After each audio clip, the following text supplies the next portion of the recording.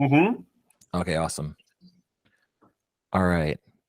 Let's come back to talking about me and how magical I am. I'm just kidding. Dude, That's great. so, yeah, we're both rocking the beard here. I have a story about mine, but tell me, have you haven't always been a beard sporting man, have you? No, I mean, I think once I was able to grow a beard, I was like, this is life now. I gotta commit to this. It took a while. I mean, this isn't an amazing beard to begin with, but it took a while to get here, and pretty proud of my progress.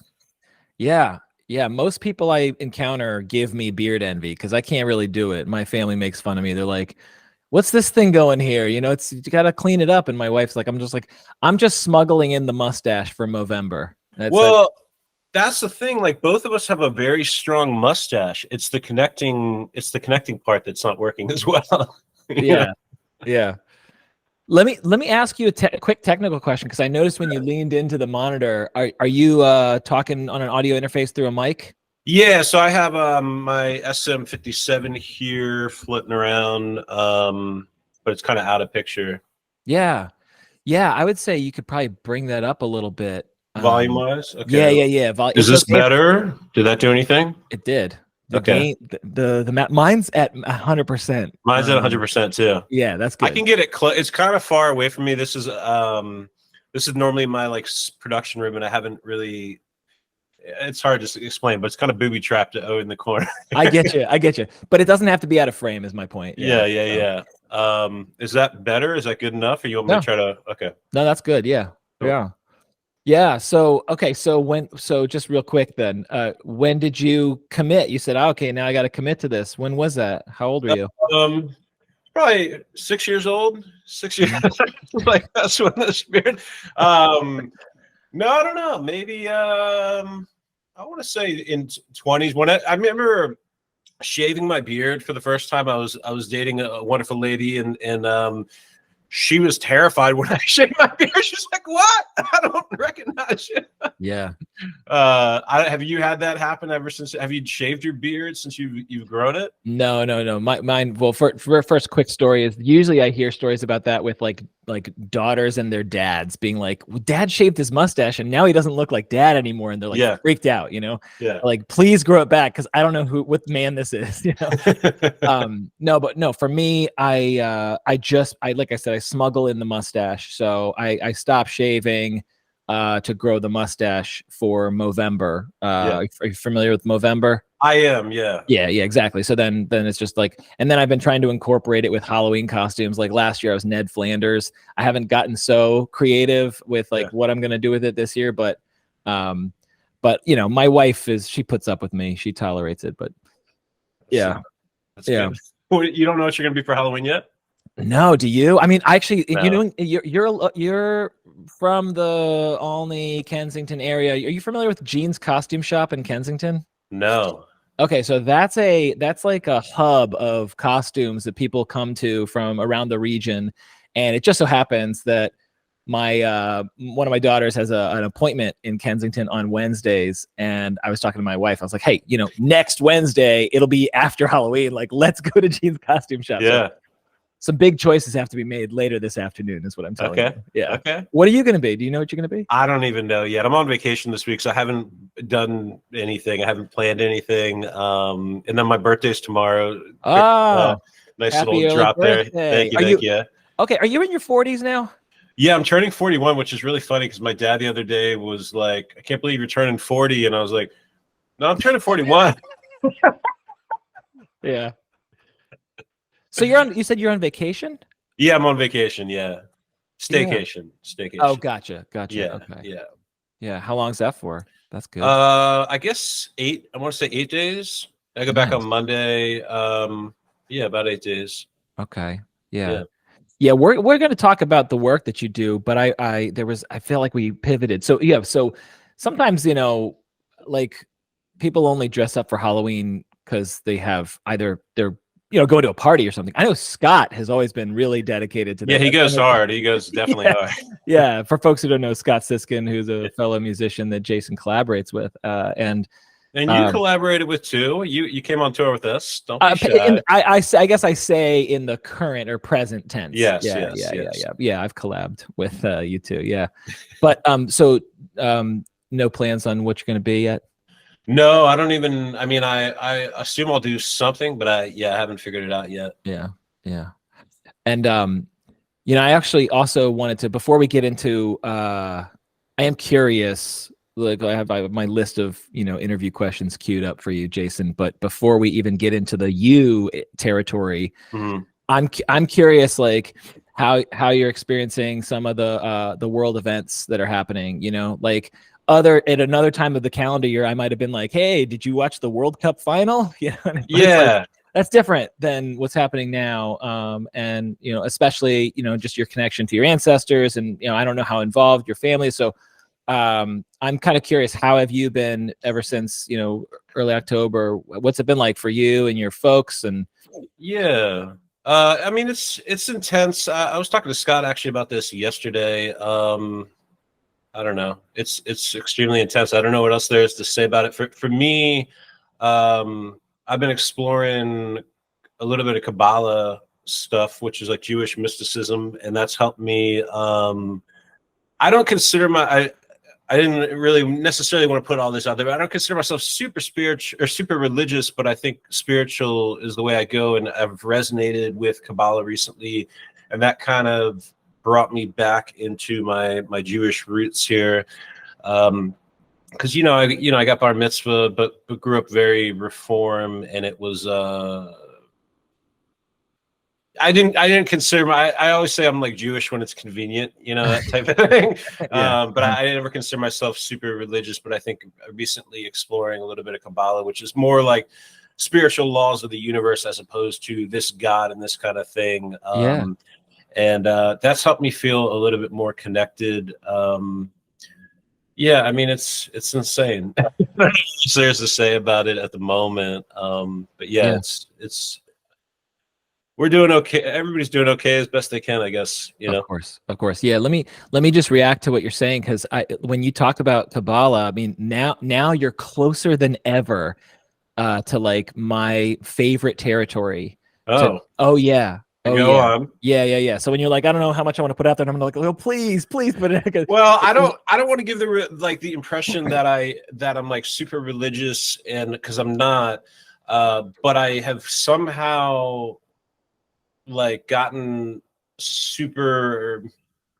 The Kabbalah in general really resonates with me because it's not about religion. It's mostly about like just not being an asshole. Can I cuss on here? I guess I can cuss. Absolutely, say any word you want. Yeah, I guess it's just mostly about not being an asshole and kind of like talking about how if you're reactive, it causes chaos, and it's a lot of psychological stuff, which I feel like you would understand and resonate with, and probably teach it just in a different modality. Yeah, it's been really, really a big part of my life in the past like year or two. Yeah. I don't know too much about it, but the fact that it's kind of framed under the umbrella of spirituality, not necessarily the same as religion, and also not in one kind of dogmatic lane, but like pertinent to the laws of the spiritual world or the universe or energy, etc. Like that's my day job, dude. So it goes. I was hoping you'd crack a little bit into my brain about the psychology of like creation and music and connecting it all together. Because I've spent a lot of time thinking about that. But anyway, go on. Yeah. Well, no. So I'll just say, yeah, it's I'm kind of answering my own question. It is kind of crazy when you're connected to the news source, and like I was out of town when it all went down, and I like always try to give myself a break from media and news and everything, so I just like disconnected from it. So when I hopped back on the news cycle, everyone was talking about what was going down, and it had already been like 5-6 days, and talking as if everyone already knew like what had happened. And I was like, I don't know what happened, and I'm just so I had to literally like go back to the 7th and start at that point of the news cycle. And there's this phenomena that happens that I'm sure listeners can resonate with, which is like when you hear a story about a tragedy or an atrocity, you can feel just human to human connection and feel empathy and feel disgusted or scared or whatever. But when you talk about like, 300 people died, it's like, oh man, or 300 children died or are kidnapped or whatever, it's like, oh man. But then when you hear a news story and it's talking about one dad and like holding his dead child and not being ready to like bury the child, that when it reduces down to one, that's something else happens in our imagination, in our connectivity, and there's a deeper resonance for the story of one person versus the story. It's like our brains are just not evolved to process information like 10,000 people died in this terrible thing like 10,000 miles away. It's like, oh, bummer, what are we getting for lunch? I mean, they're not that crass, but like we just process it differently. So I mean, this morning I was listening to that and I was caught off guard. I'm like making breakfast for my girls and I'm listening to the news and they tell this story about this dad who's not ready to bury his child. And I just break down into tears and of grief, totally caught off guard. And like, oh man, like this is here. And this is, you can't just stay in grief all day. So like we shift in and out of these energy states of the heart. And again, I can spin way down the deep end. We'll save that for later. But it is crazy what's going on and heartbreaking. And I don't know much about international policy or foreign affairs, or I mean, I'm getting an education on this stuff. I mean, even watching by proxy other people in leadership positions get it wrong, get the backlash and be like, sorry, I didn't know. Right. Like, cause it's so complicated. And when you're a third party, you're just like, these are war crimes. These are atrocities. Like we've already have an international community that agrees on what are the rules. And like, this is pretty bad. Maybe broadcasters aren't using the word evil. I don't know that that's their job to use the word evil, but like they're talking about a violation or not. And then when you're in the community, if you lived in Israel or if you lived in Gaza or somewhere in Palestine, like you have a different relationship with it entirely. So and I'm not, so I'm only kind of hearing it by proxy and people who I'm friends with who are Jewish or even on different continuum levels of how devout they are, if they're Reform or not. And so it's just, and then there's the anxiety of like, when you watch the president be like, I have one word for everyone, like who's watching this, like, don't get involved. Like, and people are talking about World War III and it's easy to be alarmist, but it's easier to just be like, okay, back to my daily schedule. Anyway, coming back to this spirituality component, I wanted to share with you, it does go by another name with what I'm into. And I don't know anything about what is it called? Kabbalism? Kabbalah.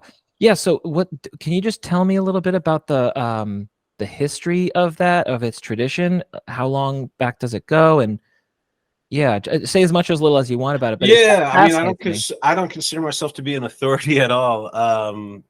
But the basic idea of it is that everybody is born with some sort of spiritual baggage and something that they need to correct, and everything that is put in front of you in your life is a test to correct that behavior. And as you start to correct them, you kind of level up. And it's interesting. I don't think I've ever told anybody this, but I'll tell you. The whole concept behind my album title was based on something that I heard in Kabbalah, which is parallel destinies, which is we all have different parallel destinies that different movies playing in our head from time to time are in our world. And as we, beat these little like video game spiritual challenges, we go to the next level kind of thing. So you could be in one world and you do a bunch of good kind of spiritual stuff and you level up and maybe your world looks totally different after that, but so anyway, so the idea is you're everybody's born with spiritual baggage, and the mission is to correct it throughout your life. So a spiritual baggage could be control issues. It could be, people pleasing. It could be fear of abandonment. It could be anything. So it's anything that and they say you can tell what it is when you feel activated or like triggered, if something's happening that is causing you, like if somebody's behavior makes you anxious or angry, something inside of you is hitting, and that's something you need to work on, which, like I said, I know I'm hoping that none of this comes off very religious or like me preaching spiritual guru nonsense, but it's more just about like, everybody's got some problems, you figure out how to fix them, and you level up. But the idea with Kabbalah, I guess, is saying that you're not put in these situations didn't cause your trauma or different experiences. It's that already existed, and they're put in front of you to correct that. Like you're born with it. Yes. Which is interesting. My audience, this is right. And there's no one any longtime listeners, they're right on board, because I talk about this stuff all the time. So new listeners might be like, "What's he talking about?" My friends will be like, "What the fuck is he talking about?" Well, I'm gonna listen. I'm gonna contextualize this through the psychological lens. Okay. Which is in my work, I practice psychotherapy, and these days when people are like, "What are you? What do you do?" I say like I'm technically like I'm licensed by the state of Maryland as a marriage and family therapist, but I feel more like a spiritual healer these days. And the reason why I say that is because the internal family systems approach, is asking someone to go to the spirit world without the assistance of psychedelics. And so it's mindfulness plus. The founder, Dick Schwartz, calls it mindfulness plus. It's interactive mindfulness. Your thoughts, sensations, images, emotions, impulses, those are not just these little one-dimensional data bits, but they're actual beings. They're full-blown personalities. And if you interact with them that way, pragmatically, you'll learn a lot more than you would otherwise if you just treat them as a one-dimensional thought, emotion, body sensation, impulse, which does sound very woo-woo and like really strange. Yeah. The point is, like, just like a Buddhist would say, well, look, like, take it or leave it. Like, you want to do this, try it and just see for yourself. Like, just verify through the science of the first person investigation, your subjective investigation. And by the way, criticism, skepticism is welcome. Like, anyone who listens to that is like, I think that's bullshit. That's another one of those little sub-personalities that's like, I don't believe you. Protect Robin from getting exploited, right? So, but that's the point. So in internal family systems, IFS, the spiritual take on what you're saying, Jason, is, actually, let me pivot for just a second. This has actually been demonstrated through empiricism and the scientific method, which is epigenetics. So when you're born with something genetically, your ancestors, your mom and dad and their mom and dad, like, passed stuff down to you genetically that you weren't around for. And the stuff that they carry in the genetic code gets passed to you and gets expressed. And so we could call that an ancestor heirloom if it's like a skill or a gift. It's like, oh, your great grandmother was really good at X, Y, or Z, right? It's like, or it's an ancestor burden if it's a trauma. If it's like, hey man, like, your mom and dad were, like, not there when you were little, and because of their own shit that they hadn't figured out, and so you carry that now in you, behaviorally. So, and the spiritual view is, like, you didn't ask for it, but that doesn't mean that you're denatured and powerless to do anything about it. Like, that's actually what you're here for, whether you want to believe it or not. It's like, you're in this earth world and you've got lessons to learn, and we'll see how much you learn them. Like, and everyone's Earth's a tough school, and everyone's lesson plan is not the same. Everyone's lesson plan is different, and your lesson plan is the particular set of burdens that you didn't ask for, but that you do carry. So, and when you're talking about if someone's triggering something in you, that's a little tip off, a little alarm bell to say, well, you could either like run away from that via, you know, all sorts of methods, right? Or you could get curious about it. And the term Dick uses is tormentor. He's also like a marriage and family therapist, and he's like, in couples, like they're always complaining about their spouse. Like it's like the tormentor is mentoring you where you need to heal, just like ants show you where you spilled food in your pantry. They're not necessarily trying to help you, but they are showing you. Yeah, that's what they say. They were saying in Kabbalah. I heard that the other day, where the way to correct all this spiritual baggage the quickest and pretty much the only way, I mean, not the only way, but the quickest is being in a relationship in general. And I'm sure you've know all about this, but and talk about this every day, but just like that mirror, you know, and I've learned an insane amount in past relationships that I've been in, and super grateful for them. You could say like they didn't work out because you're not still together, but learned a tremendous amount, and did couples therapy, and that was really powerful too. That I think in general I'm wired to work on myself. Like I don't know where that comes from, but I'm very fascinated. You know, have therapist friends, we talk about all this stuff. A lot of times I think for people this can be draining to talk about this stuff. I've heard from a lot of people that don't like therapy because it you know, pulls out a lot of stuff and draining. For me, it's extremely fascinating, and I don't know, maybe that comes from like the musician side of things, of always daily is trying to improve everything. And with students, as a teacher, I'm always trying to get them to improve. So I'm very excited about talking about weaknesses. And actually, one thing I was going to do after this call, but we'll see if I do it. They say to really figure this stuff out too, is to call somebody that really knows you and to ask them what you can work on, but really want to hear it and make them feel safe to like tell you some blind spots that you have. So I was going to call my ex-girlfriend, which I'm still close with, and let her, you know, tell me all the things I can work on. And I mentioned that to her before, and she was like, I would love to talk shit about you. That sounds great. That's perfect.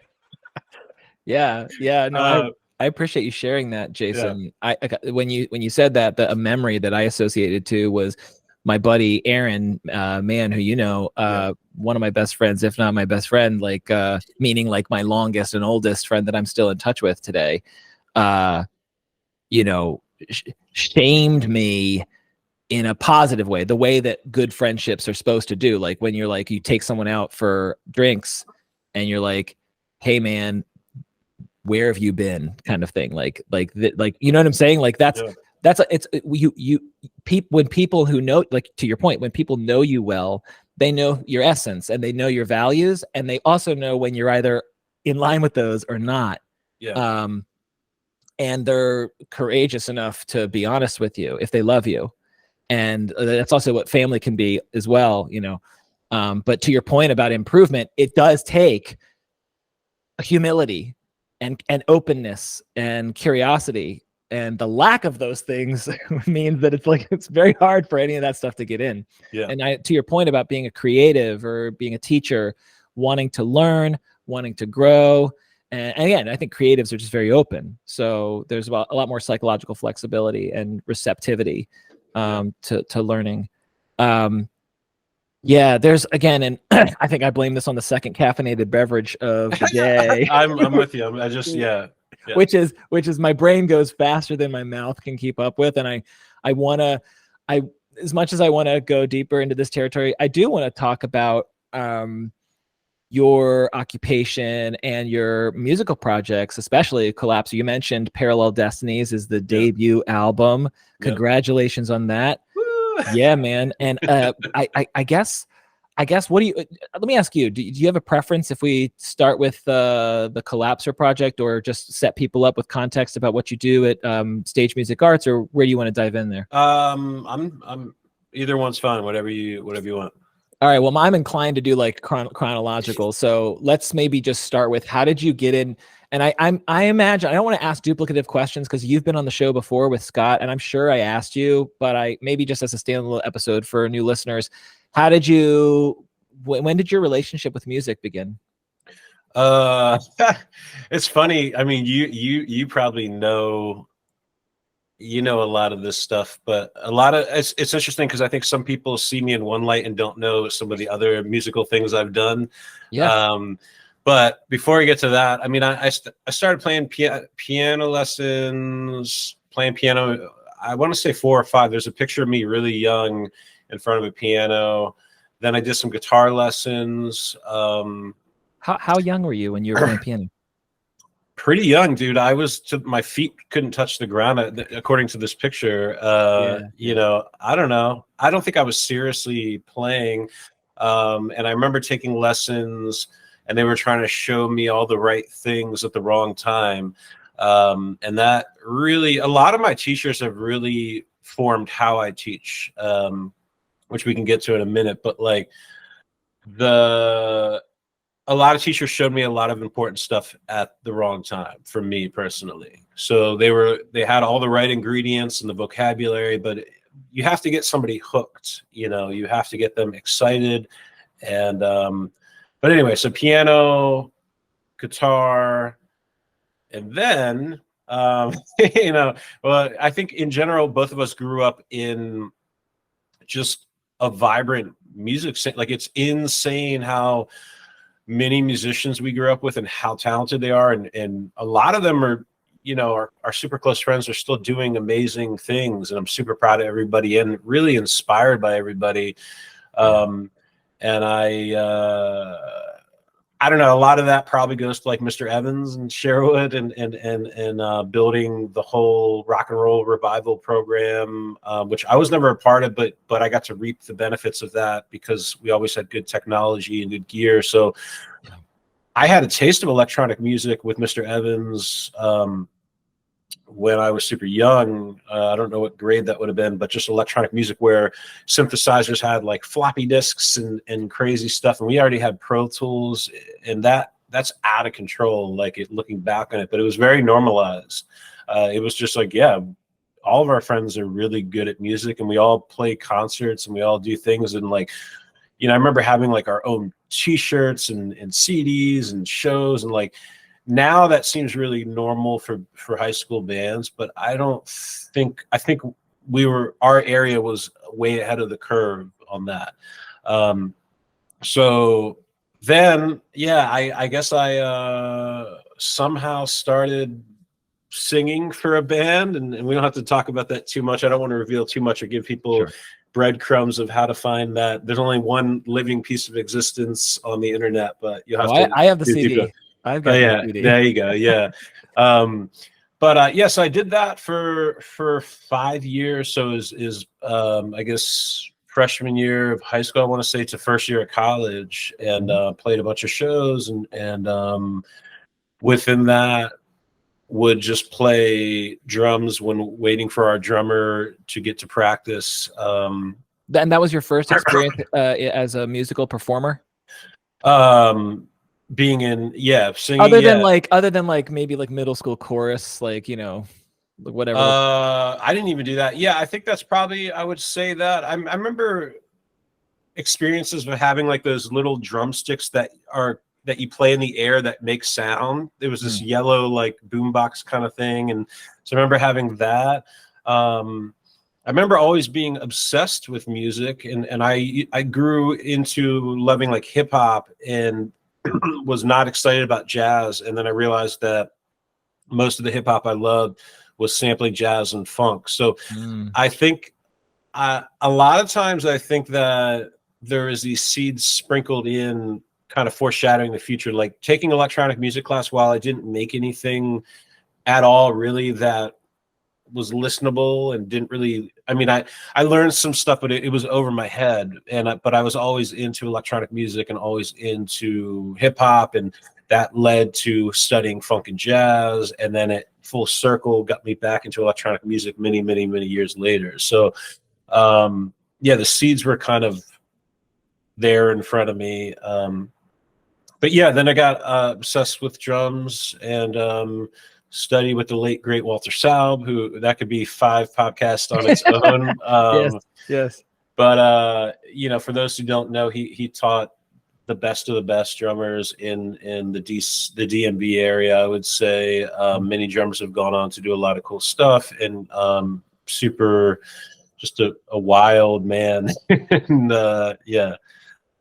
But yeah, so that led me into playing drums, and then eventually formed Vinny Vegas with Scott, and then we toured and played, you know, 500 or 600 shows, and yeah, and then I got into a bunch of different various groups, and yeah, that's kind of how that all started. Yeah. Yeah. And then, so when did you first branch? When did you first start? And, you know, it could have been parallel or alongside with Vinny Vegas or other projects, but like there's a difference between collaborating with another musician and being in the communing with the muse and being in the studio just by yourself. And when did you start that? I don't know. I've talked to E, who's one of the other puzzle pieces to Vinny Vegas and one of my best friends in the world. And I talked to him one time and just realized that I've always been a person putting projects together outside of Vinny Vegas, which I still consider like, you know, Scott's like the brain of that, but I consider us to be the nucleus, quoting Matt Dowling. He said that. So I've always been putting projects together. I never was waiting for people to call me, never trying to get into bands necessarily. I was trying to form the bands that I wanted to do. And what I realized after talking to E is that I was putting together projects that I wanted to do on my own, that I wanted to create, and kind of, it was like a baby who couldn't speak, and I'm trying to get people to understand what I'm trying to say, and I'm using different musicians, and I use that word using, it's not like I'm using them, we're like utilizing. We're having a relationship, but I'm really trying to direct what I'm hearing. Like I'm attracted to certain things, and I'm trying to create certain things, and I realized that it was like everybody was kind of showing me what I liked and what I didn't like, and where my communication fell apart, like, and my choice of instruments or composition or improvising. But I found myself wanting to always play with like electronic musicians and people playing synthesizers, hip hop, jazzy stuff. And what I realized was I had something to say, but never felt like I had the proper tools to say what I needed to say until I really went deep into electronic music. And then I was like, oh, I can speak now. I can fully speak now. And while, you know, this record was just a first attempt at that, and I am already well on my way to writing my second record. And it's just a powerful feeling. And I think that's kind of what I'm excited about for teaching electronic music, just showing all my students like, hey, you can like run the shit. Like you can, you know, really put your voice out there. And I think a lot of that stems too from, I consider myself a highly sensitive person. And I think I can pick up on things really quickly from people's body language and people's intentions. And I feel things really strongly. So needing some sort of way to emote rather than just playing, like I'm obsessed with drums. I've been playing drums, you know, constantly for the last 24 years. But just having that power to fully emote is crazy. And it's become more addictive than drums at the moment, which is interesting because like I've had to process the idea. I used to practice drums 6 days a week for multiple hours and then teach for 8 hours. So I was playing a lot of drums. But over the course of the last 8 months, my musical time has shifted where it's like 3 days of electronic music, 3 days of drums, and like last 2 weeks it's been like 1 day of drums, 5 days of electronic music, and that feels really scary to me. And I kind of lose my identity a little bit, which is like, you know, everybody says don't attach your identity to your musical pursuit, and I believe in that. But you know, when you've spent, you know, 10 to 20,000 hours on something, it's hard not to. So being able to let go and say, you know, my buddy Dan, my mentor, who goes by the handle like A Path Untold. He's a producer, and he's a big part of this whole thing. But he was just saying, like, just trust that you're a badass drummer, which whatever, I don't know if I agree with that, but trust that you're a badass drummer, and that'll always be there.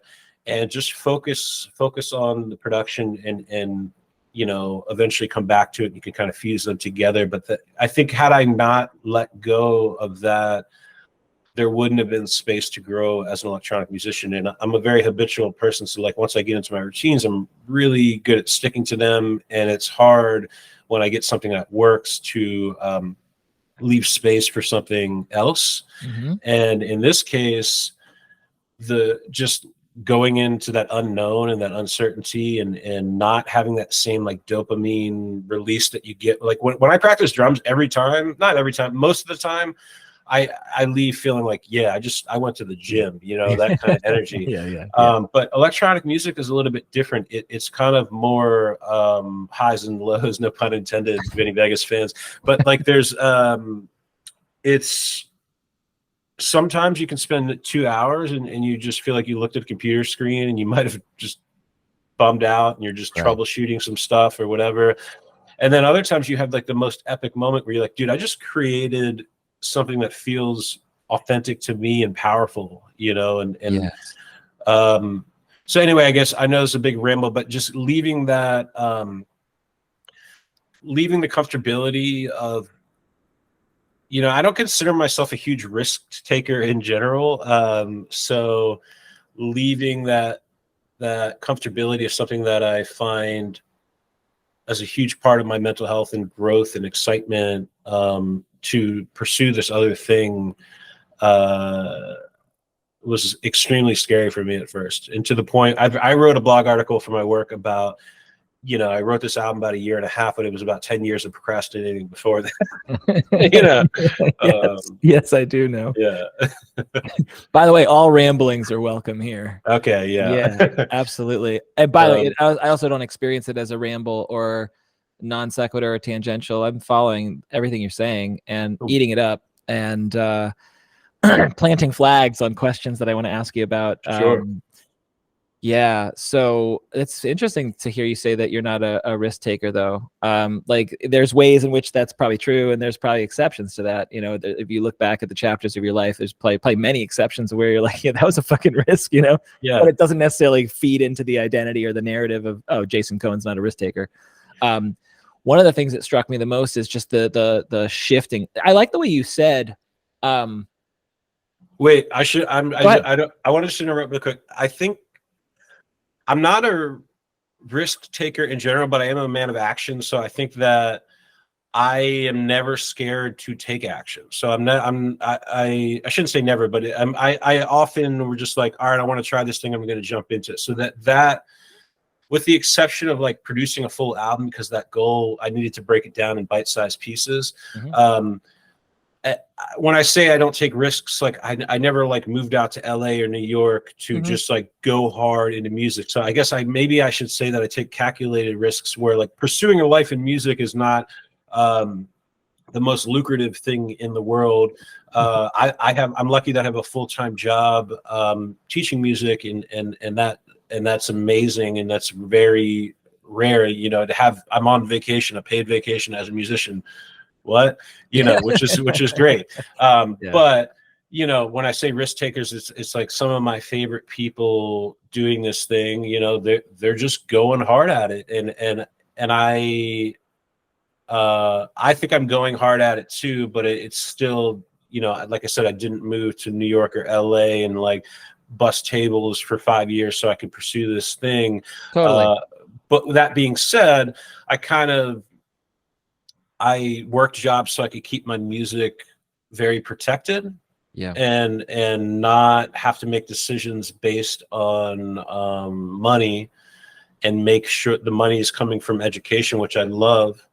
But maybe had I jumped in full on, I would have had to make some more compromises that would have got me burnout, which is what happened with graphic design. I went to school for graphic design and I did that. Mm-hmm. I loved art and music equally. And I got into the real world of graphic design and made a lot of compromises that stressed me out. And I don't really like art. I don't like creating art anymore, Yeah. But anyway. No.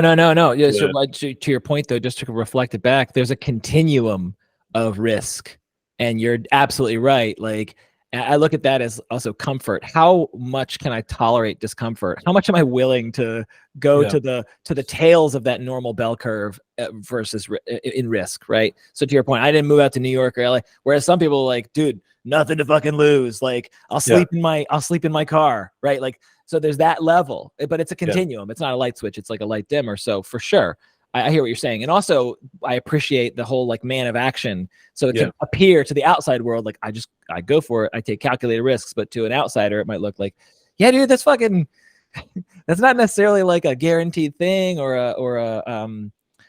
guaranteed success. You know, it's like, but also you have motivations for why you do something. You're not necessarily attached to the outcome. I know we've had this conversation before, this idea of like, I'm going to do this, and then the real payoff is when I get all that external validation. It's like, and that feels great. And it's always the trick. But the real magic is like when you lose yourself, not in the scary way, when you were talking about identity as a drummer, you know, but when you lose yourself in the flow state.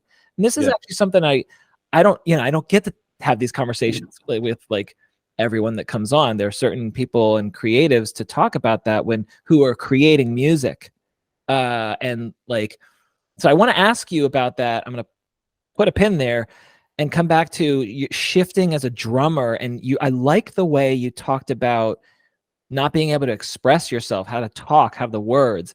Like the drum kit is so reinforcing and hits the dopamine and feels great. Like just doing your reps, and it's fun. But it's a different beast entirely to go into electronic music realm, right? It's like the difference between like, yeah, man, I have all these different medium, watercolors, pastel, chalk, whatever, like, but it's all like black and white. And so I can do all this stuff. And then I go enter this other realm where I'm like, I had 124 different colors here, plus all the mediums I just named, you know? So the ability to have more words in the metaphor you used, to be able to speak, to be able to actually finally say something the way you knew you had it. You talked about it as like procrastinating. It's like, oh, I've been carrying this stuff inside of me for nearly a decade that I can actually now show. I can open it up to the external world where people can actually interact with it.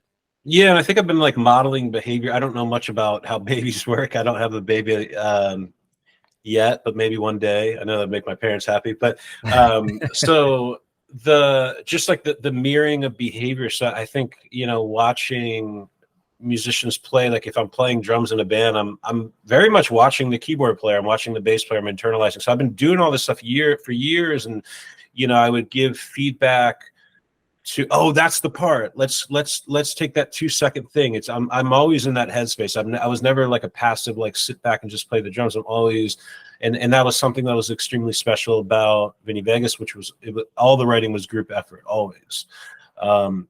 So anyway, I think I've been modeling people's behaviors as far as musicianship, composition, arrangement, you know, shows, whatever it is. But I didn't intend to do that. I didn't read like a Tony Robbins book and was like, all right, I'm going to try step one. It was more so just like I'm literally immersed in this thing, and I'm seeing behaviors that I think are good, behaviors that I think are bad. You know, chord progressions I think are good, chord progressions I think are bad, rhythms, ideas, and, you know, side note, and this could be a whole nother hour-long conversation on itself, but just the modeling of people's behavior when you're in a band, and I kind of think about being in a band as like being in a relationship with 4 or 5 people, and I, you know, you see things that everybody has to respond to the same situation. So if you're on tour and a van breaks down or whatever it is, you see some people are very calm, some people are frustrated, some people are problem solving, and that's actually played a huge role. Just me as a person outside of being a musician, like watching band members react to things, specifically in the Vinny Vegas world, because you know, we were put in lots of good and bad situations, you know, anyway, back to that. That was all I had to say about that one. Yeah, and I think you shared that to some degree in the last interview. And that is an interesting observation.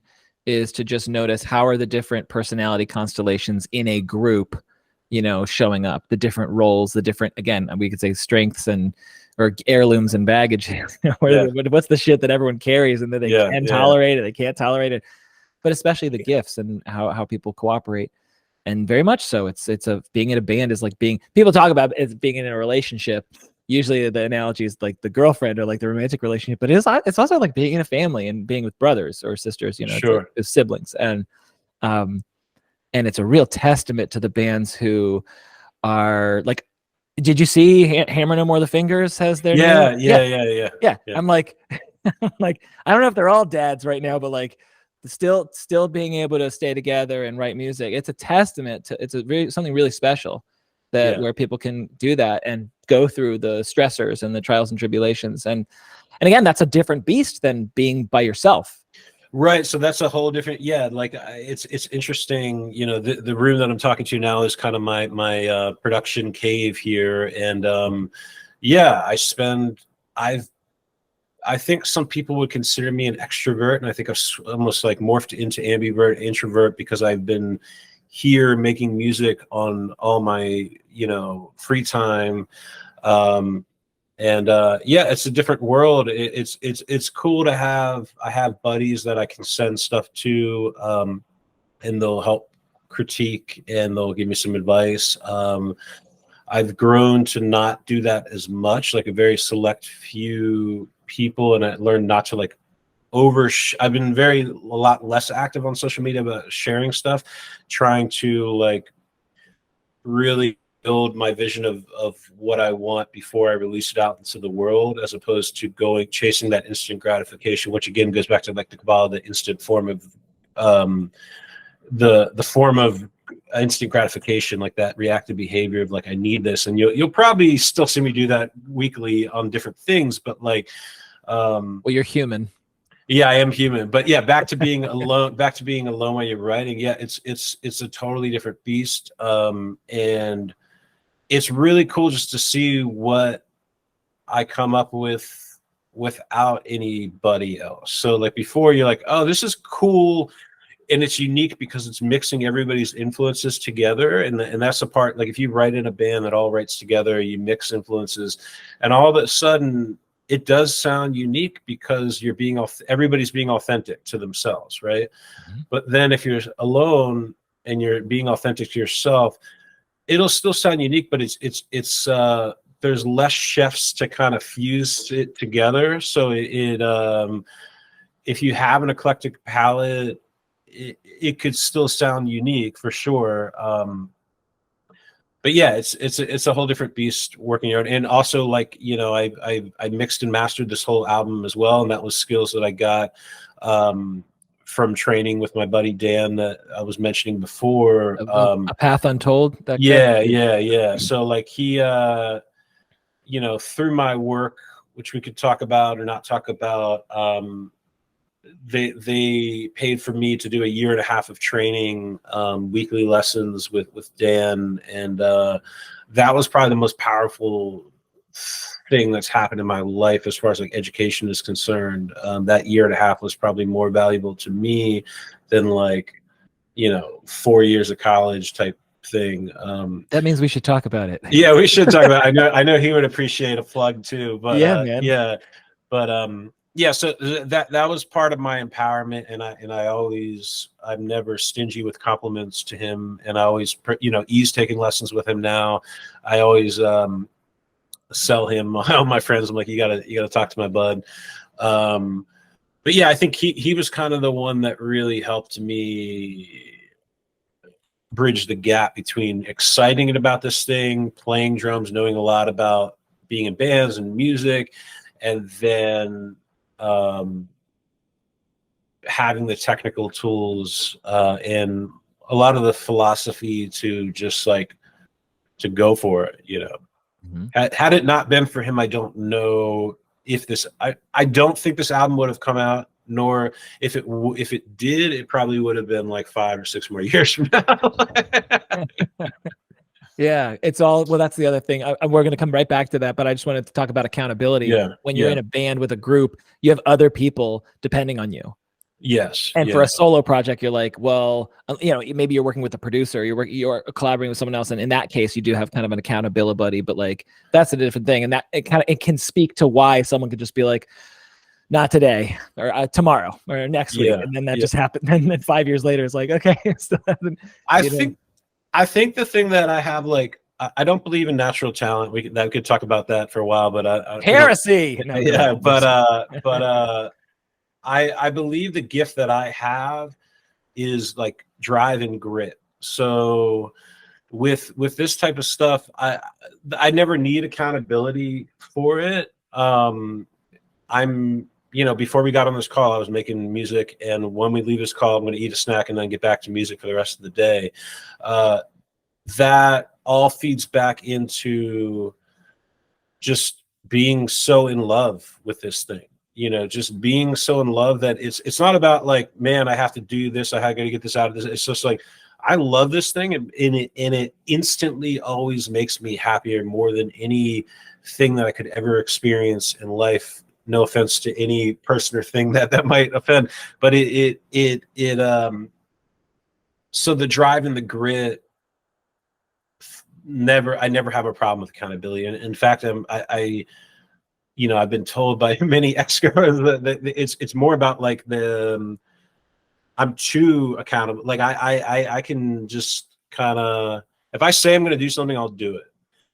The problem is, like, with this album, and when I say procrastination, I don't think I ever fully committed to doing so. So it takes me a while to fully decide that, like, I'm going to go hard on this thing. But once I'm in it, and I treat this with relationships as well. When I'm in it, I will do whatever it takes to figure it out and fully in that headspace, And so, yeah, accountability is cool. But I kind of felt like I was the one. I'm always the one, like, are we cool with this date? Can we do this thing? Are you down for that? And now it's kind of cool just to have the freedom to be like, hey, if I want to do this thing, I just need to check in with one person, myself. Like, are you free to do this? Yep. All right, let's do it. Boom. Yes. So that's exciting.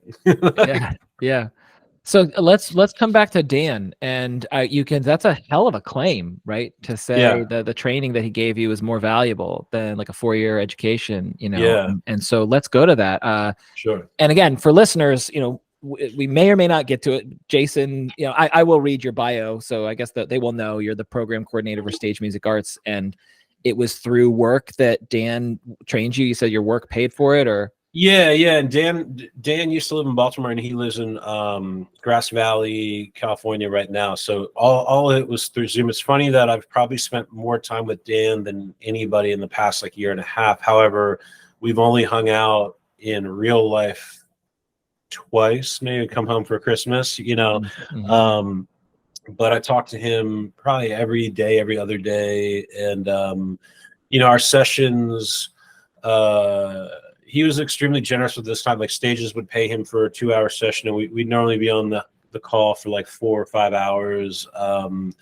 And just talking about life, talking about music, in addition to getting all of our things done, like all of our bullet points and curriculum stuff that we were working on together. But he's just a deep thinker and has been extremely valuable to me, and I'm super grateful. Yeah.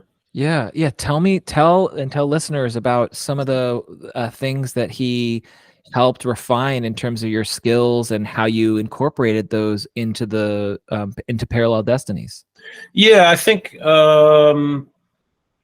just helping me. I guess you could divide it into a few different categories. It's like the technical aspect, the philosophical aspect. I think in general, just leading by example, like staying authentic to what you're interested in, making choices based on what you're interested in. So, the cool thing about electronic music is there's every instrument, every possibility possible. The crappy thing about electronic music is there's every instrument and everything possible. So to really, go,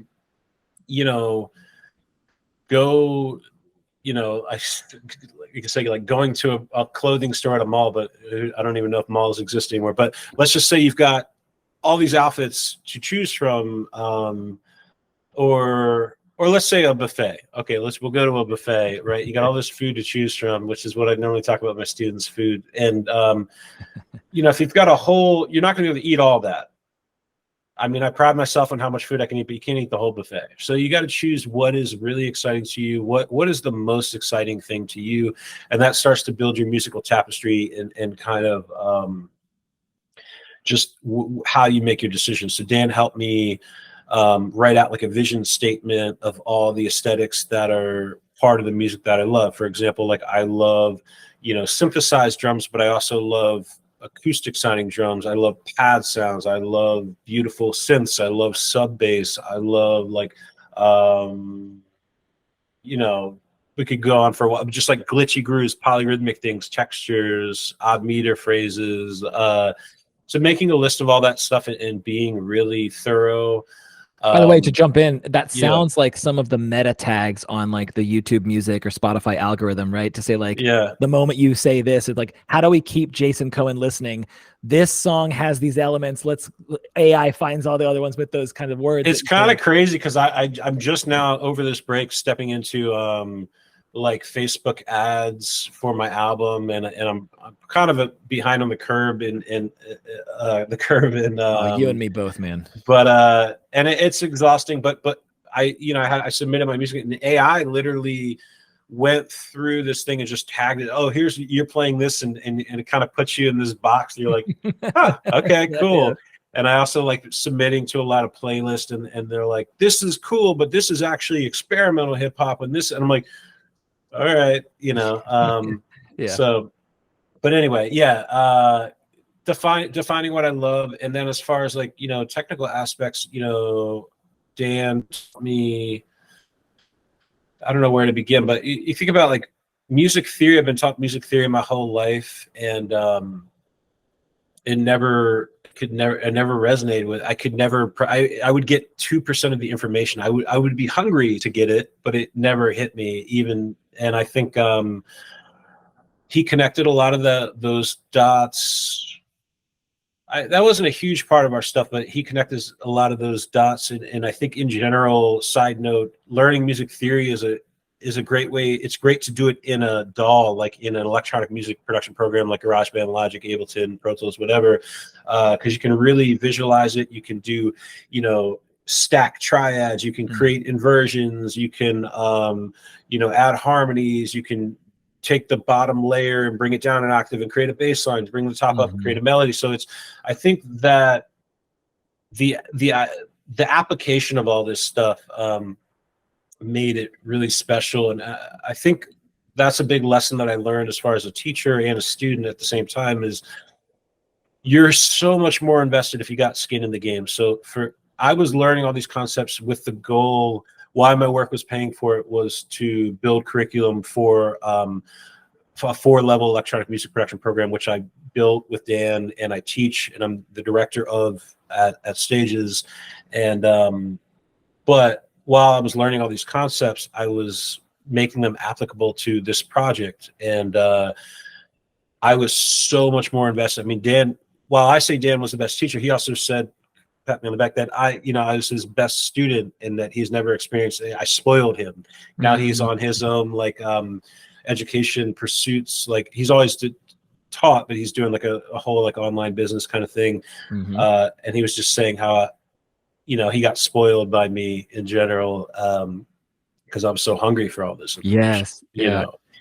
And I was hungry for this information because it was applicable to the goal of like creating, emoting, and feeling empowerment to do my own thing. So a lot of that stuff, you know, all these things are kind of parallel worlds here, right? So the teaching, the being a student, the creating, the studying, and there's a lot of psychology behind it, which I'm sure you know a tremendous more about it than me, and thinking about how it all relates together. But having that skin in the game and in the drive was the hugest aspect of this stuff, because, you know, these lessons were amazing, but they were also 6 hours out of my Sunday, you know what I mean? So which never bothered me at all. I'm not saying that to complain, it didn't bother me because of that drive, because of that excitement. But most people, if they said like, hey, on your day off, would you like to do 6 hours of training on your job for a year and a half weekly?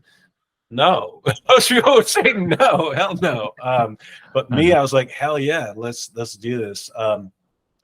But back to Dan, I'd say just showing me what's possible, empowering me. Lots of technical things as far, you know, could go into deep into like mixing and mastering, idea creation, sound palette, you know, masking, like meaning picking things in different frequency ranges that aren't competing. So like if you've got a, you know, keys and guitar, whatever it is, making those kinds of choices.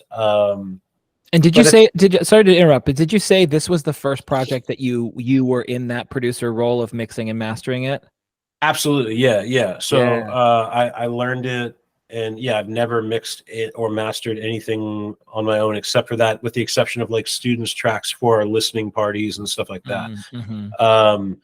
And that was great. It was, but yeah, I think one thing I got from Dan, I mean, there's a lot of things, but just like making sure everything, figuring out the emotional intent of the song and making sure that everything feeds into that. So, you know, just because you learn some cool technique or a lick or a drum fill or whatever, making sure that it's all coming back to the message that you're trying to create. So I just paying attention to detail, and you know, he said something to me one time, just like I don't know, I'm paraphrasing, but just like every awesome music thing is just like, you know, 10,000 micro decisions, right? 10,000 decisions. So every decision matters, in the sense that I like I said before, I'm a man of action. I'll take action. But that being said, sometimes it's reckless, and I like to learn from my mistakes. I like to jump in, make mistakes quickly, and learn. And that can be powerful with music production. But also, there was a level of perfectionism that I don't have. I'm not a perfectionist at all. But I'm just a person that makes mistakes and then learns and figures out what I like the best. And I think Dan is a perfectionist and has learned how to channel that into being a powerful human that he is. So learning to be a little bit more like, it doesn't matter, we could just move on, and to like, no, it matters. We're going to spend an hour talking about this thing and figuring it out, how to get the absolute best at every single angle, whether it's idea creation, chord progression, drums, panning, automation, mixing, mastering, promotion, philosophy, everything. Always. I mean, it just comes down to like the 4 agreements type thing. Like, always do your best. So you know, just do your best. And while that's a great idea for me, I don't always execute it because I'm human. But having that, I have that right behind this laptop, just a little piece of paper. Just always do your best. You know. So he really kind of showed me that way. Can I jump in for a second? Yeah, please. So there's an axiom from dialectical behavioral therapy, which, and you can take it, you and listeners can take it or leave it. This is the proposition, the claim is that everyone is always doing their best at any given moment. Like this morning I had a physical. I got my blood work done last week, and my doctor was talking about like, if this, you know, this is what's happening on your blood. And I was like, and this is just sampled at one time. If we had gotten this blood on a different calendar day, we might have gotten it, you know, different levels of something. And so the claim is that no matter where we sample whatever you're doing, like by definition, categorically, you are doing the best that you can. And that like includes people who are making choices that are like rock bottom outcomes. That was the best, not like post hoc analysis or Monday morning quarterbacking. Like, you could have done it better. No, in the moment. There was no freedom of will to make a different choice. It was the best you could. That doesn't nullify the statement or the thing that you have behind your laptop that says like, always do your best, because the reminder and the prompt it's a helpful aim, you know. Sure. Yeah. But again, this is I just associated to it from DPT therapy. I paused you. Can you? I have something that I wanted to ask you, but I did interrupt. You remember where you were? Where you rudely I jumped just in? like paying attention to details and zooming in on that kind of stuff. I think if something's not like like I said, if something grabs me, I'm so in and I'm so excited. But if it doesn't grab me, I could care. Like for example, like I went to a friend's wedding the other day, which that grabbed me. I'm excited about that. But like tying a tie right before it, and I'm watching and I know this is pathetic. I'm sure you guys are like, what? Be like, you can't tie a tie, and I'm like, no, I can't, because every time I watch the YouTube video or a friend shows me, my brain just says, not interested, shut off. It's Yeah, like right. it's in the back of the head. It's just like, and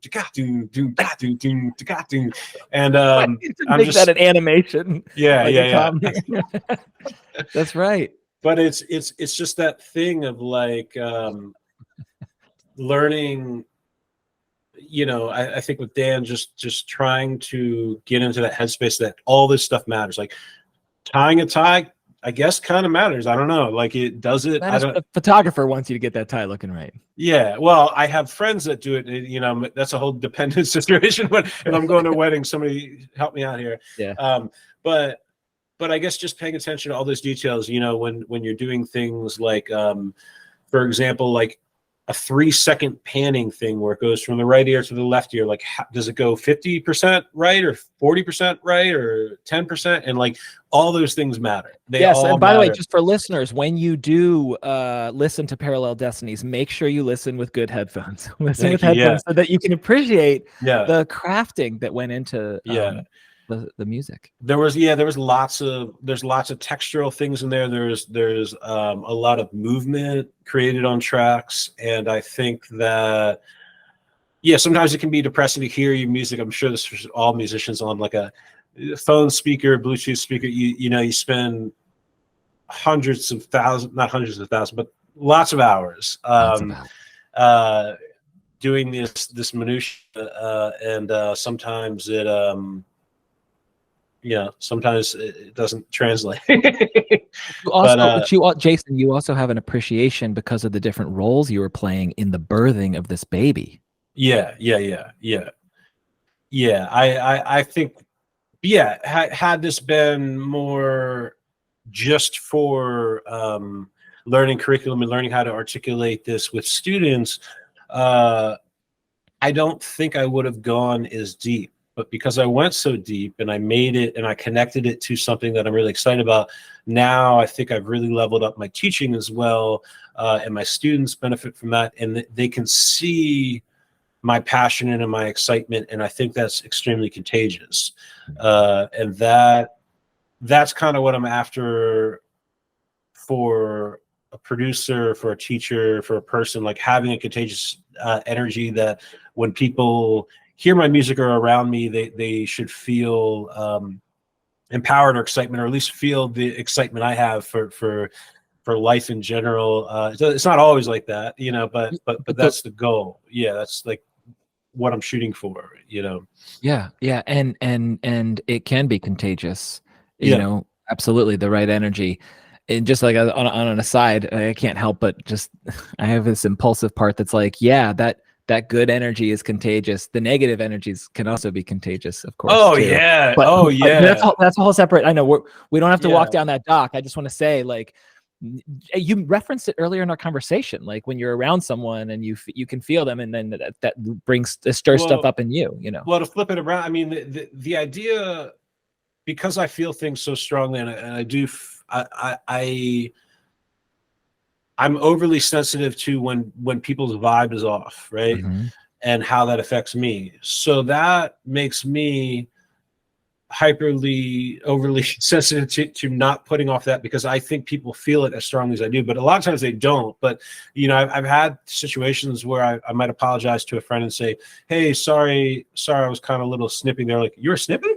And I was like, yeah, maybe it might be like raising your voice a semitone up, like it's just like, or down or whatever, but I catch most of that nuance, and in fact, like a lot of people, not to diminish your job, but a lot of people say I'm like a cheap therapist. That I taught drum therapy for a while and stepped into that world, and I think there's an intuition when you feel things so strongly, which it translates to teaching a lot. Like I can see if a student is hiding a bad day, or I can instantly see it, whether it's here or it's here or whatever it is. It's you can see it, you can feel it. That's right. X-ray vision does exist. Yeah, it's kind of weird because I think that you just assume everybody's wired to feel the same way as you, and or at least I do, and it's hard to put yourself in somebody's shoes where they don't feel these things as strongly. I forgot, there was a point I was trying to connect with this, but okay, so I think I try my best not to put out negative energy because it hits me stronger, and I've been paralyzed by that. That's part of my, what in Kabbalah they call it a tikkun, which is just spiritual baggage, right? So what's the word for it? Tikkun, I think it's Tikkun, right? So that's just synonymous for spiritual baggage. So and if you want to like take the religious aspect out of it, it's just the shit you got to deal with, right? So it's the shit you got to deal with. And one of the things that I have to deal with, that I work on, is not allowing people's energy to affect me so strongly. And that's been a thing that comes up in all aspects of life. So because of that, it has made me very aware of how my energy affects other people, or at least how I perceive it affects other people, which is why I go out of my way to ethically protect others from unintentionally doing that to them. Yeah.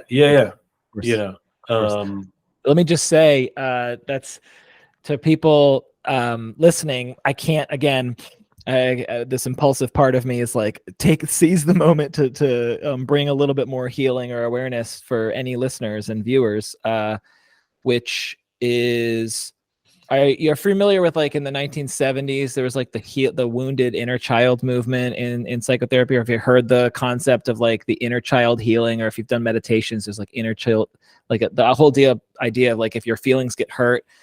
I'm 39 right now. Like if my feelings get hurt, like it's not 39-year-old Robin's feelings. It's like a much younger Robin. Right. You're right. So in IFS, internal family systems, there's this awareness that there's many inner children. There's not just one. There's many, and there are many different ages. There's like teenagers with attitudes and like all sorts of. It's a whole inner family, as the namesake suggests. Yeah. Why do I bring it up?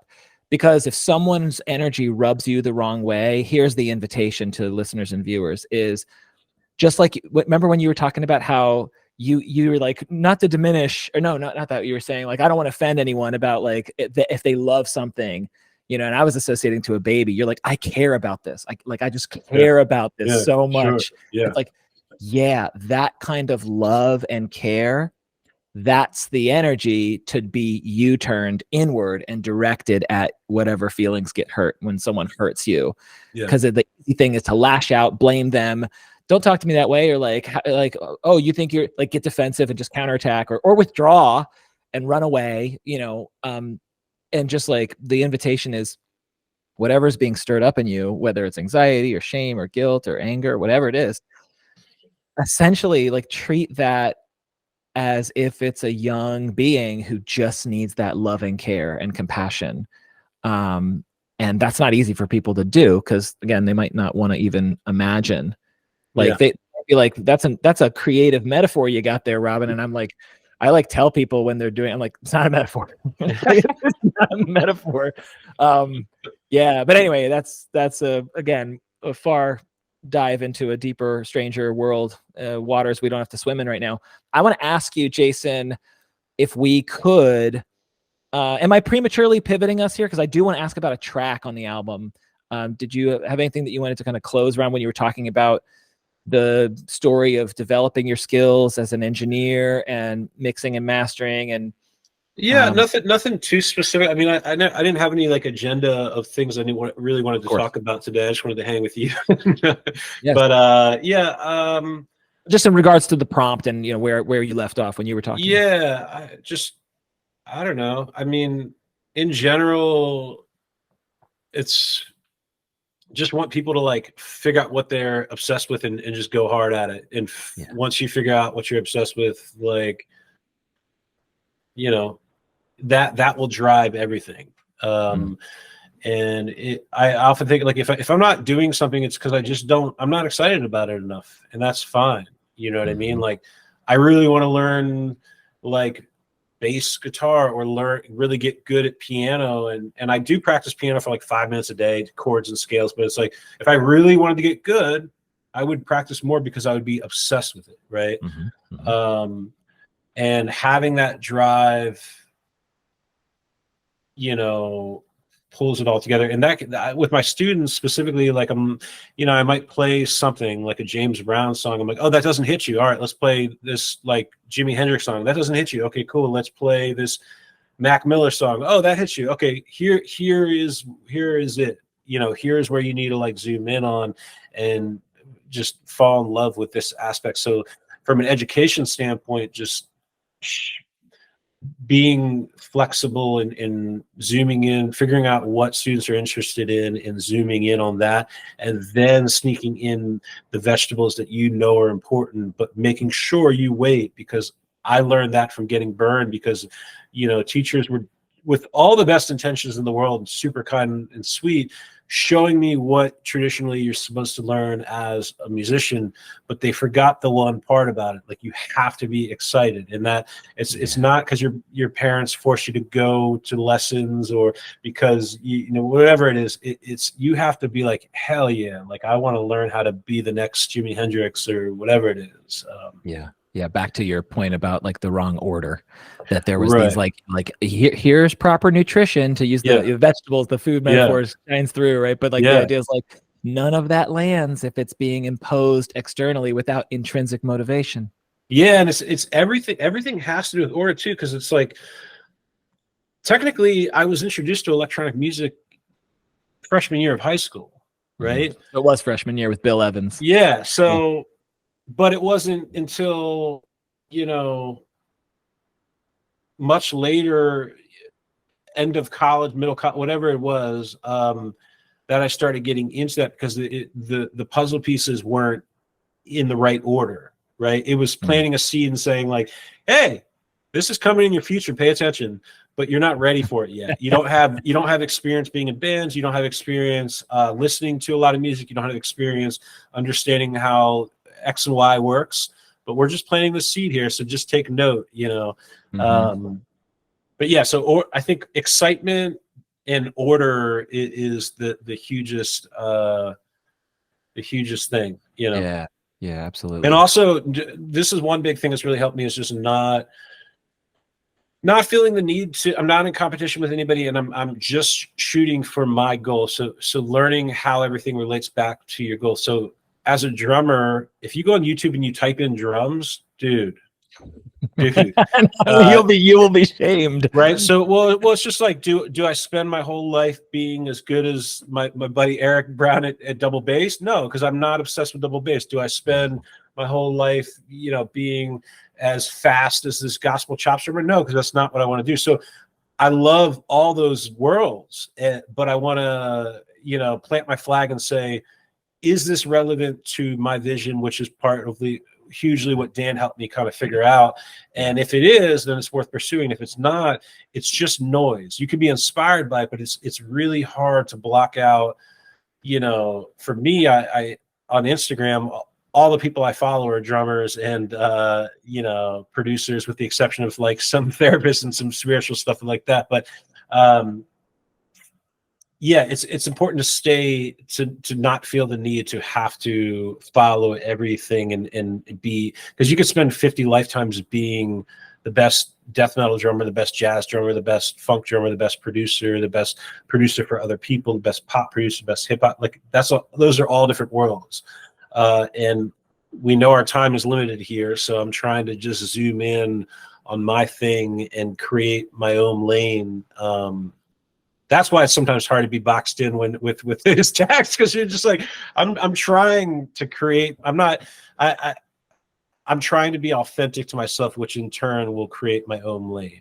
you know. Yeah, that's right. Your special niche where, you finish first, because it's so unique, as opposed to being like, no, I'm driven by fear, envy, jealousy, greed, whatever, like that. I want to like not only get to that person's level, but then exceed them, or even just get to that level, what you're really, and what I'm hearing is, and by the way, just sub question here. Would you be willing to send your the statement, that vision and purpose statement, mission statement, or whatever that Dan helped you craft musically? Yeah. I would love to read that. It's kind of, I mean, it still needs to be edited. It's very sloppy and kind of chicken scratched in a Google Doc, but it's. I don't care. Yeah. I'd be happy to send over. It's more it's kind of divided for, just take a quick side note. It's divided into like things you want to do, things, hurdles that are holding you back mentally or technically, influences, palette. So you divide into drums, piano, guitar, whatever it is. Inside of those, what kind of sounds you like, what kind of tempos you like. It's basically just like you're, to put it simply, you're a chef and you're just building your seasoning closet with all your ingredients. You're like, I love making, this kind of food. So I'm going to grab soy sauce and I'm going to grab crushed red pepper and seasoning, but I don't need,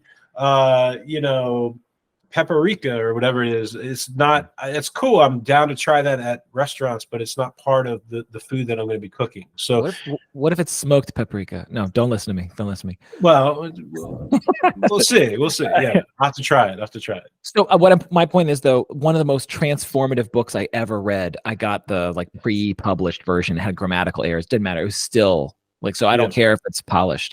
I'm very hungry, thirsty to read it. And sure. To close the point I was reflecting back to you is like, what it seems to me like your message is, at least speaking for yourself, but maybe it's also a call for this to resonate in other people, which is like, don't betray yourself about who you are and strive to be like someone else, because you're not them. Like, find what's true for you. Find where you naturally get obsessed, where you're naturally authentic. Honor that. Like, if you don't know what it is, discover that with patience and curiosity and introspection. But then once you find it, honor it. And then, like, it's not hard. It's not, I mean, there's conscience, there's grit, like you said, but it's just, when you're honoring it, when it feels right, when it's aligned with your values.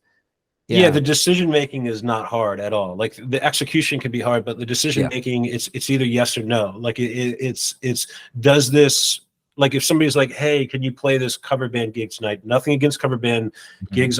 Most of my friends make a living off of that, but no, because it doesn't feed into my vision here. Yeah. Right. Yeah. But hey, can you collaborate on this track? If I like that musician and they're kind of similar, hell yeah, that's perfect. Let's do that. But yeah, that's kind of what I'm saying is I see how much joy it's brought me to figure out what I'm excited about. And I just hope that people have the courage to, like, push out the noise of things that they feel obligated to do, as far as like, I'm a musician. I should know how to do backup vocals. I should know music theory to the highest degree. I should learn 500 pop songs, whatever. If those things drive you, hell yeah. But don't feel obligated to do it. And ironically, these things come in wait. So like, music theory was always boring to me, which is probably why it went in one ear and out the other. But then when I was like, I need to make potent chord progressions that hit harder, what is the secret to that? Well, the secret to that is understanding, how chords work and things like that. So now I'm invested, right? Mm-hmm. So now is the time. So it circles back to in the right order, right? Yeah, so if somebody says, hey, you want to be a guitar player? Cool. Read this 300-page book of music theory. Hell no. Do you want to be a guitar player? Yeah. Shred this lick. All right, I'm in, Yeah. And then eventually, in the right order, you'll hit a lot of these spots that you've neglected. So sometimes I'll see something that I really want to work on, and I just kind of store that in my brain of like, I'm going to hit that later. Like, it might be a year from now, it might be a week from now, but it's not for me right at this current moment, but I'll put it in there, Mm-hmm, mm-hmm. It's overwhelming because it's over. If you let all the stimulus, like everything in, it's paralyzing. It's absolutely paralyzing. Yeah, well, there's no. It's like you said. There's the cool thing about and the tricky thing about. It's the same thing. Yeah. There's like, where are the constraints? Yeah. There's so much. Let me ask you, I want to do this because I enjoyed from a production standpoint when you and Scott came on. I loved, it might have been the first time I did it, being able to have a track of music come in during the conversation. And I wanted to ask you about a Cohlapser track. As I told you, I've been sharing some of those tracks with listeners. So they're not going to be, many of them will not be, it's not going to be forwarded to them. They'll know it. But I wanted to ask, like I've shared, Make Your Ideas Become Reality, Sunday is it FISA? Farfisa, yeah. Yeah. Maybe another one that I'm forgetting right now, but even if we share it, the same one, I'm curious about like a story or something that you remember fondly or aggravatingly, whether it was a fear or like a magic moment, like in the production process of sitting down and writing and tapping into that other realm where the ideas come. Yeah. You know, what do you associate to? What's something that's a strong memory for you in the, not the other stuff. There's so many like unsexy things about, but just in the music part of bringing this stuff into being. Yeah. What's a story that you associate to when you're in the cave and bringing it into? I don't know. There's definitely a flow state that happens when things are working well. I can't remember any specific like moment of tracks where I'm like, oh my God, that's it, you know. Sure. But a lot of it, there's a feeling of just satisfaction. Like you tinker and you tinker and you tinker and you tinker, and then all that sudden you're like, oh, I know it's done. It like this part of the process is done. Yeah, but I think just learning how to create embellishments and how to create depth and textures, and mixing and mastering specifically where it's just like, whoa, like you could create the coolest idea, but if it's not mixed or mastered properly, it's not going to hit the way you want it to. So when I first heard the possibilities of what mixing and mastering could do, and it became less of this thing that you just pay somebody a bunch of money for and you're really not sure what happened, that was huge to me when I learned about EQ, subtractive EQ, learning how to take off parts of the sound that aren't helping the sound and leaving space for the other sounds, making your overall sound more clear. And that was absolutely huge. Was there a particular track on the album where that was more arduous than others, or was it just different? No, I mean, if there was, it was just basically just because it was happening for the first time. Like I was learning these skills for the first time. Right. So not, yeah, I can't, I know you might be like looking for one specific answer for a track to kind of hit, but I can't. Jason, tell me about tell me about what HSP stands for. Yeah, it stands for highly sensitive person. That's what it stands for. Really? Yeah. Okay, look, I'm familiar with the highly sensitive person profile. Yeah. If we can say that there's one, certainly people write books about it. I was kind of saying that in jest because you're right in being like Robin's looking for a track to layer in. Yeah. But since we are in that territory, what inspired you to put that into a song? That title. Mm-hmm. I don't know. I mean, the whole album is kind of thinking inward and also trying to emote, and so I just kind of, it felt that vibe of that song is kind of a little darker, and it kind of tapped into some just, you know, that kind of energy. It's funny. It was really funny. So I performed this stuff live for the first time, the only time, first solo show. Yeah. Terrifying, but at the actual show it was fine. But I opened it up to Q&A because I had a lot of students there, a lot of students' families and friends. And one teacher asked me, they're like, this is amazing, but I don't understand how your energy as a person is super, I don't know if he just positive. I guess I don't remember exactly what he said, but there's this whole other like darker side that's sitting in the music. It's just like, where did this come from? And this is like a breakup or this kind of thing or that. And I was like, No, I mean, it's not anything specific. I don't know. I didn't have like a great answer for that in general. Look, well, sir, everyone has this thing called a shadow. Most people haven't integrated that. No, but yeah, so I think exposing all the colors of emotion that I feel in that. So I can't really explain what if there was an event or if there's a moment of this kind of thing. It was just more so that's the vibe I was feeling, whether, you know, meditative kind of vibe or a darker vibe or more energetic vibe or kind of this kind of grooving vibe. So yeah, I long-winded, still not sure about like a specific track that hit, but I think I mean they're all a little special. They're all my little special children.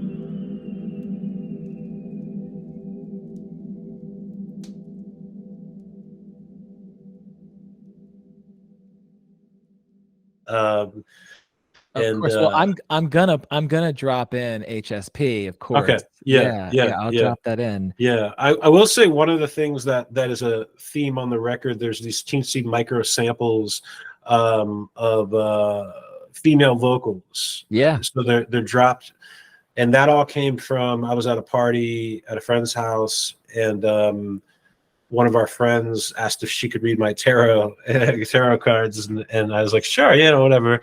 And I had a few drinks, and I was like, yeah, I don't, whatever. The mystic in you was like, I was waiting for you to ask me this. Yeah, but then a girl that I ended up seeing for a little bit afterward, we had just met at that party. We just started talking, and she was like, I'm going to record this for you. So she recorded it for me on her phone and sent it to me. And I realized that it was like kind of the missing piece to connect all these things together. So a lot of the song titles came from that reading and those quotes, and they kind of also tied into the Kabbalah stuff that I was studying, and it all just kind of merged together in some deeper stuff that I don't fully maybe yet understand, but it all felt very authentic to me, Yes, I so appreciate you sharing that. And Yeah. absolutely, you see me like nodding very strongly in the idea of being present with something doesn't mean you have to totally understand it as it's unfolding. And what's really cool is the new meaning that gets drawn from it at some indeterminate time or snapshot or time stamp in the future, and looking back and being like, I had no idea that was preparing me for something. That's why I was very hesitant to talk about any Kabbalah or any of this stuff, just because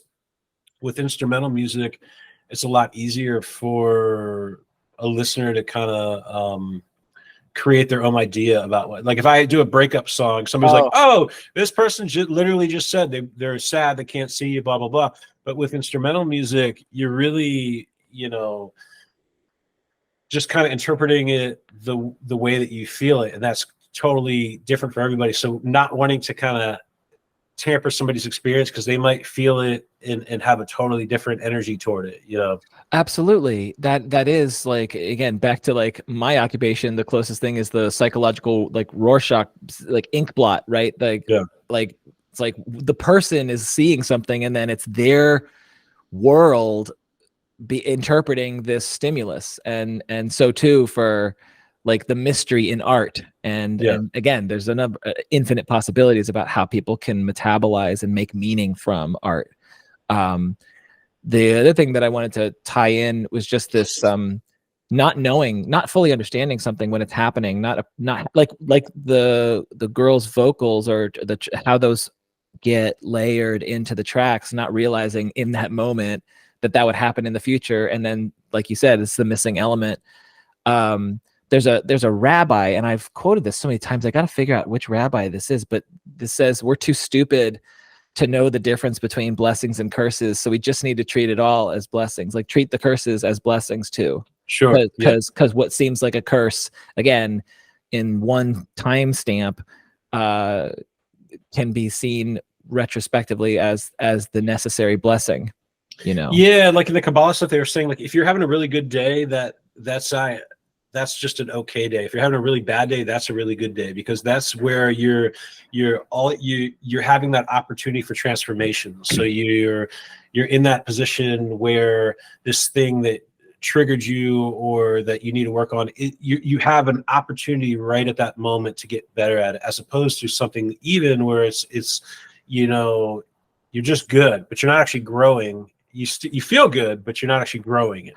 I would co-sign all of that with a caveat, which is like, people go out into the ocean when the red flags are out and drown. Yeah. So like, you do need to know how to swim in that water. And that's the caveat there, is there's like, it's true if you also know how to not drown. But I guess the thought is, like, how do you know how to swim if you're never going to the pool? Fair. That's true. Yes, that's right. Yes, that's right. But someone's worst day also happens to be the day they killed themselves. True. And they didn't know how to swim. Yeah. Right. Yeah. So that's kind of what I mean. It's like, it's true. And it's like if we just use the metaphor of swimming, it's like the necessary skills to not drown in those waters is love. Yeah. Full Sure. stop. Compassion. Nothing can overwhelm, like the person who's like got the gun and about to kill themselves. The antidote to that happening is loving compassion, because Sure. they won't be overwhelmed with all of that hopelessness and pain with loving compassion aimed U-turn and aimed. I'm pointing my face. I should be pointing my Yeah. heart, like Yeah. aimed towards their heart, and that seems to be inaccessible, but it really is accessible Well, for all. yeah, I definitely think it can seem inaccessible. I think for me, kind of jumping back to that point, like how, mental health aside for some serious cases, because I can't speak for that and I don't want to minimize any of that stuff, but like without like having like a diagnosed clinical, thing going on, I develop compassion and empathy and excitement that because I'm on my pursuit. So it's I say that too in relationships where if I'm not getting what I need as far as like music is concerned, the things that you love about me won't be there as much. And so having compassion, excitement, empathy, and love for yourself, if you're following something true, which could be roller skating, it could be duck pin bowling, it could be it doesn't I'm not trying to make everybody be a musician, Of course. but I have found that I was not the same person when I wasn't this deep and in love with what I'm doing. So like my 15-year-old version of self, we talk about inner child and this kind of thing. It was kind of like an angry, I was singing in a metal band and as angry, it's like an angry youth and trying to find problems about growing up in suburban life and having, great privileges and all these things and just trying to be angry for like, I had a great upbringing, didn't have any trauma. Parents are still together. They're awesome, still alive, amazing. So, and I'm very fortunate for that. But I think just still, my brain was trying to create problems when there wasn't even problems. Mm-hmm. And until going into to finding my purpose, or at least what feels like my purpose, and this kind of stuff. Now I feel like I'm a lot more patient, a lot more loving, a lot more compassionate, a lot less in competition because I'm not intimidated by other people doing cool shit. I'm rooting for all my friends to do cool shit. I'm rooting for everybody to do cool shit because it's not a threat to me. It's just exciting to see even friends that are doing things in the musical world that are like doing much bigger things than me. It's still not a threat. I'm amped for them because it's not my path. Yes. You can feel sympathetic joy for them without any again fear, greed, envy, jealousy, that stuff. There's a reason why some of those or maybe all of those are one of those in the deadly sins category. All right, Jason Cohen, I want to subject you to I want to subject you. First of all, I just have some quick like lightning round questions for you. I'm not going to do good with this. Do nothing with them. Jason's like, this is the part we'll edit out. Do I get to pass? Is this? I think I remember this. Do I get to pass? Okay. You can pass. Absolutely. Absolutely. Okay. I'm going to give you some. And then also, are you familiar with James Lipton and Inside the Actor's Studio? No. Wait, is that like the main dude that interviews people? The guy with the beard and the glasses, Will Ferrell parodied him on Saturday Night Live. Yes. So those questions, I'm very curious about leveraging those questions to you and hearing what you would say. So, but first, this is what's Jason Cohen doing on a Saturday night? Like what's the nightlife? What keeps you busy on a Saturday night? I mean, it's kind of different because my schedule is a little weird. So I work Monday, Tuesday, Wednesday, Thursday, off Friday, work Saturday, off Sunday. So Saturday after work, I got to work at like 8:30 to like 4:35. So I'm pretty spent after work. So normal Saturday is cat snuggling. But normal Friday or Sunday when I'm off, normally wake up pretty early. That my brain's just now wired to wake up early. I'll do my little gratitude journal, some sort of form of exercise, whether it's like a 5-minute yoga type thing or a walk, and then make a decision if I'm going to go to my studio, which is where my drums are at, or if I'm going to stay here and work on production. I'll do that for about an hour or two, eat some food, come back at it for another hour or two, maybe go for a walk. And yeah, I mean, that's mostly it's mostly on my days off. I'm doing the things that I would do at work, but I'm doing them for me, you know. Gotcha. Okay. Any special skills or talents, even things that people who know you very well would not know about? I'm looking like, wait, I can't do that, Kim. I love can it. hold a pen under my lip. This one's kind of heavy. No, I got nothing. You did it. You did it for a second. I did, yeah. I was in a commercial when I was a lot. Wait, I could do it with this. Hold on. Yes. Good thing this isn't audio only. Yeah. I was in a commercial when I was super young, playing basketball with the coach of the Maryland Terps, Gary Williams. Gary Williams, yeah. I know nothing about sports. I'm not good at sports. I don't like sports. I played football in high school and sat on the bench the whole time. I'm talking like, I think I had zero minutes in the game, 0 minutes. I think one time they were up by like a dumb amount, and they were like, it was like 3 seconds left on the clock. I'm like, Jason, get in there. And I'm like, cool, yeah. But I got some field time. Yeah. Wait, what year did you graduate? What year did I graduate? 2001. Does that make sense? Okay, so you wouldn't have been on the team with my brother. He played football also. Yeah. I don't think so. But anyway, I was just on the sidelines drinking Gatorade, eating orange slices, calling it a day. So special skills. I that's something special about me, that it would be very out of character, because most of my friends know that I don't know anything about sports. I don't like playing sports. Much love to people who do that. It's super. I appreciate the craftsmanship of it, but it's like I said before, it's like tying a tie to me. It's just I'm out. But other special skills. What was the question? Was it special skills? Special skills or talents? And again, the things that people might not even know about, that you know you have, but no one else knows. I mean, I don't know. Let's plow ahead, because there's other questions. Yeah. Let's plow I want to ahead. respect the time boundary. I know you got to get out of here at 12:30. What scares the hell out of you? What scares the hell out of me?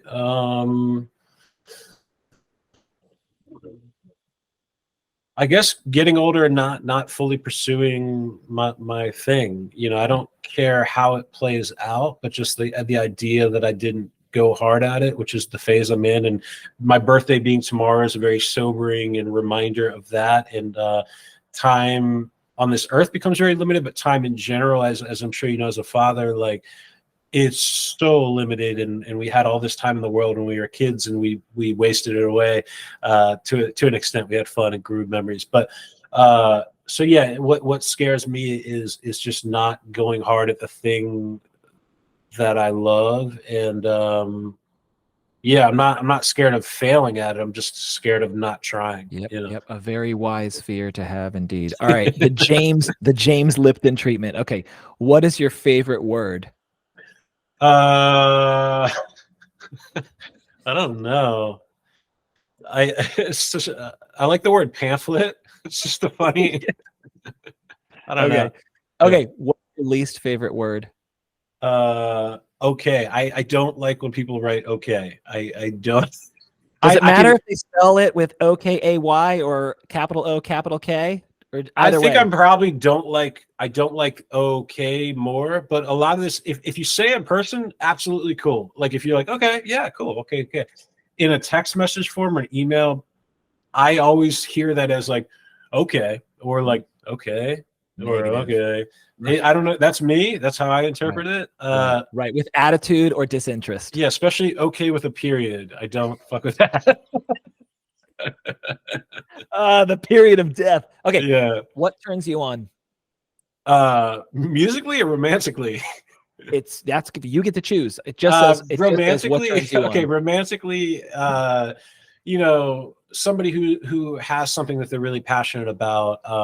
Mostly it's inspired to be around, but also so they can really understand that when I do put in love, when I do put in energy, I go 100%, and I'm very present in that. But when I do my thing, I need to be 100% in that. So what excites me romantically is having somebody that I guess what turns me on romantically is having somebody that has something that they're passionate about. Doesn't have to be anything that they care about, but just something that they can understand my pursuit. And that's what turns me up. What turns you off? Oh wait, side note. One other thing that's a big, huge turn on is just playfulness. Like if you're very playful and you're silly, if you're riffing with me, we're totally cool. If you're a person that like shuts down a riff by trying to make them look, but making you look cool, but making them look cool or whatever, I'm done with you as a friend. I'm done with you as a coworker. I'm done with you as a relationship. I'm not here for that. So you have to be like, we got to take inanimate objects and start talking. Like if you have a spatula, you better be talking on the phone with me. Or else I'm done with you. Yeah. Playfulness is a marker of good mental health. It's part of the spirit. All right. What turns you off? Kind of what I was just saying. Like, I think people that are not down to be silly because they're scared, they're gonna not look cool, or they're gonna neg other people so they don't look cool, or so they look better. I think in general, that type of thing, people being rude to other people. And don't get me wrong, I'm not trying to paint myself as to be this perfect person, and I have definitely been rude to lots of people. But just the idea, like, we're gonna clip that part out and put that on. Being rude to wait staff, being not taking the time. I think just to engage in small talk, I don't seek out small talk, but if you're in a line and somebody's bringing you up, like, let's try to make this person's experience good. Let's not be sitting on our phone and not talking to them while they're doing a job for me, that kind of thing. Mm-hmm. What sound or noise do you love? Oh, I already know which one I don't love. What sound or noise do I love? I don't know. I mean, my cat purring. I love it when people go, your cat purring. That's a good one. Yeah. Okay. All right. What sound or noise do you hate? So I self-diagnosed myself with misophonia, which is like a hatred of like sounds, specifically like chewing sounds. So especially in relationships where if you're sleeping next to somebody and your head is like this and they're chewing on food or gum, that gives me anxiety. It's crippling. It's a lot of it can be based on if I have full energy, if I'm not like sleepy or over caffeinated, I don't get fazed by that stuff. But if my senses are kind of hyped up a little bit, chewing, and then also like the movie theater popcorn bag right next to my ear. No. What was the word for spiritual baggage again? Cocoon. That's my cocoon. Hell yeah. No, it is. All right. So an ancestor was molested by chewing gum, it sounds like. maybe, but no, I face that too, because like in my first practice space, the walls are extremely thin. This one, they're really thin too, but hearing other music and kind of trying to focus on your thing and being okay with that. It's like you learning how to not have control of outside sounds and different things. In the house that I lived in for 16 years, there was like frat dudes next door blasting, subs, and 30 people puking on my yard, peeing in my yard, and like just all sorts of wild stuff, where I think I developed some sort of like thing about not having control of what I'm hearing. And also I spend all day at work and 3 or 4 hours before work focusing in on sounds, right? Exactly. So the only time during the day when I don't want to focus in on sound, it's very hard to have people force you to focus in on sound. And I shouldn't say they're not forcing me, but they're putting up a big challenge for me to figure out how to navigate that. It's up to me to figure out that. But yeah. Okay. What is your favorite curse word? She. I had to let you finish it. That's from The Wire. Yeah. If anybody's, yeah. Okay. Okay. All right.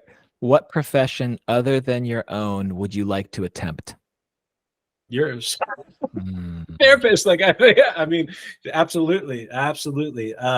If hands down, if I wasn't doing what I was doing, I think I would be really excited to be a therapist. I don't know if I'd be excited to go through like school training of all that. And I know that would obviously, I wouldn't want to skip the rules, and it wouldn't be possible to skip the rules of that stuff. But that is really exciting. I like connecting with people, and I think in general, a lot of my lessons, that's part of the role that I play. Most teachers, you know. Let me tell you something. The way I practice now, in my view, it's the most powerful form of non-psychedelic assisted psychotherapy, and you don't have to go to grad school. You're not going to be able to call yourself a licensed mental health practitioner. You're not going to have the regulatory stuff, but you can get certified in this without a mental health background. So just this, I'm talking to you for 15 years from now or whatever. If you ever did want to, I would highly endorse. Obviously, I'm biased. Internal family systems. Okay, that's what you would do. All right. What profession would you not like to do? Anything that has to that deals with like money in general. I've never been driven by, I want money to survive. I need money to survive. And I'm at the point where I can like survive. I would like a little bit more money to like live a little bit more cushy, but just dealing with something that doesn't give anything back. I'm sure there's jobs with money that give back to people, but like, I'm sure there's a lot, but just something that is based on like greed and you're not actually contributing anything powerful to people's quality of life. However, I take that back because obviously money helps with quality of life. It's tough, but it's the same thing with tying a tie. Money, when people start talking about complicated money situations, my tie brain and my basketball brain is just like, no, I don't care, If heaven exists, what would you like to hear God say when you arrive at the pearly gates? Jason, here is your Cool Ranch Doritos. Lovely. Lovely. Jason Cohen, thanks for coming on the show, man. Thanks for having me. Much love to you.